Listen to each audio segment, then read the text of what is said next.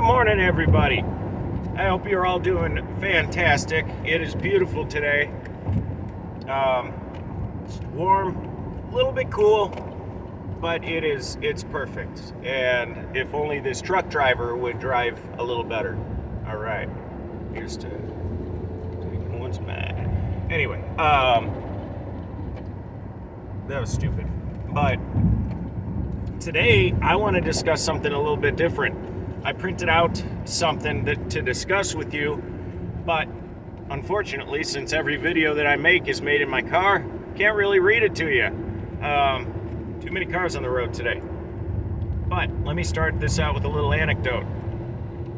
Last concert I went to was Tool, and it was 2019, right before the pandemic. Right before the pandemic started, and there was something off about it. All right, so they were touring their newest album, their first album after 13 years, which was called Fear Inoculum.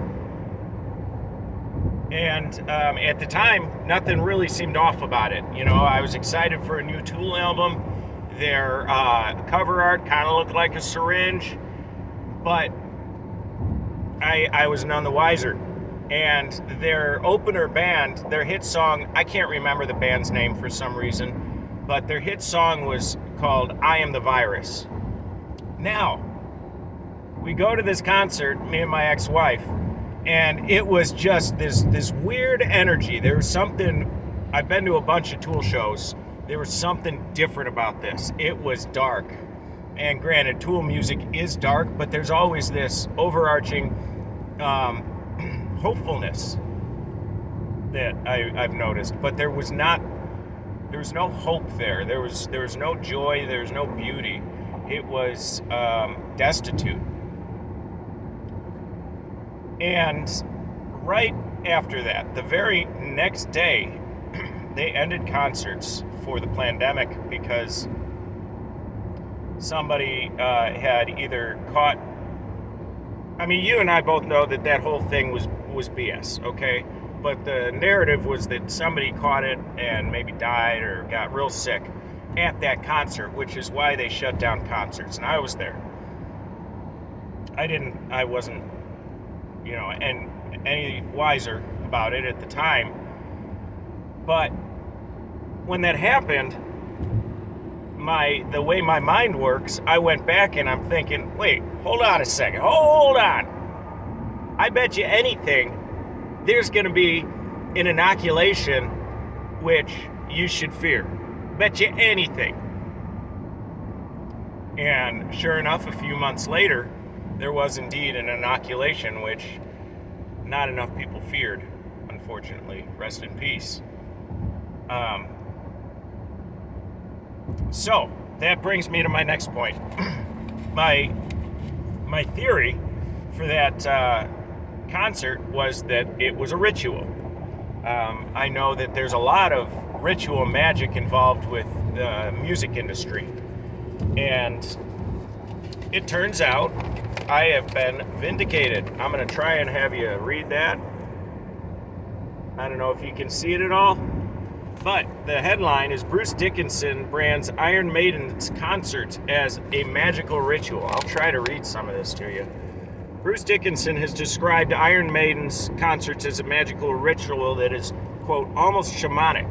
The frontman of the legendary heavy metal group believes it's his role to play with gig-goers' energy levels and spirits when he steps on stage. In an interview with Quietus, he began, an Iron Maiden show is a magical ritual. That's absolutely what's going on. I look at what I'm doing, the way I behave, my placement on stage at certain points in the set. I mean, I can't keep reading because it's dangerous, but that's it. And he even goes on to say that certain people in the audience can disrupt the flow of this ritual.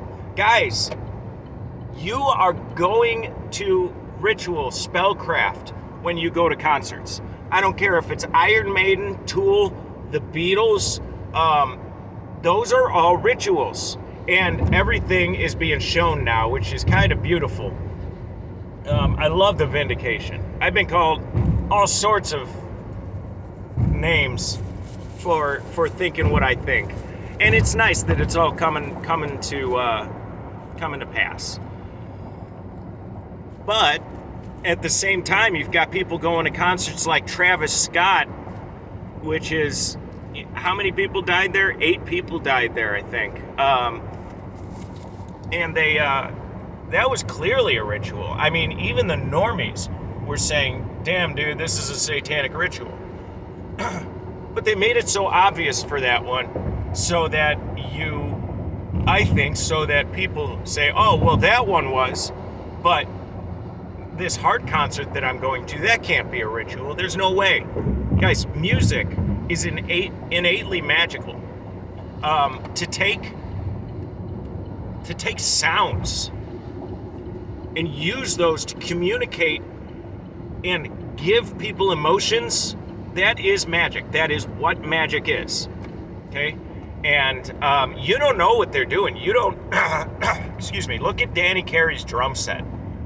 He's got that 7-pointed star on it. You don't know what they're doing, man. Danny Carey is very into Crowley, and he's outspoken about it. Do I think they're bad people? Not necessarily. Do I think they're good people? Not necessarily. And I think that more people need to be aware of the fact that they are going to an essentially energy harvesting ritual. And I think if more people were aware of that, the magic would not necessarily take place. Another thing I want to relate this to Tool about, Maynard from Tool is extremely against having phones recording the concerts. And I believe that's because it waters down the ritual. I've thought that since the first time. He lets you record one song, usually Stinkfist. And Pussifer is the same way. It's his other band, one of his other bands. And I almost got kicked out of a concert for having my phone in my shirt pocket. Just because I was recording, but it didn't really look like I was recording. The phone screen was off and everything, but whatever. I almost got kicked out. That was in Rockford, Illinois. But I just want you to, anybody who sees this, be aware, dude, of what spells are being cast upon you. Because if you're aware, you can kind of avoid them, I guess. I don't know. It's a short video. I hope to follow up with this in the near future. I am late for work today, though, so I hope you all have a wonderful day.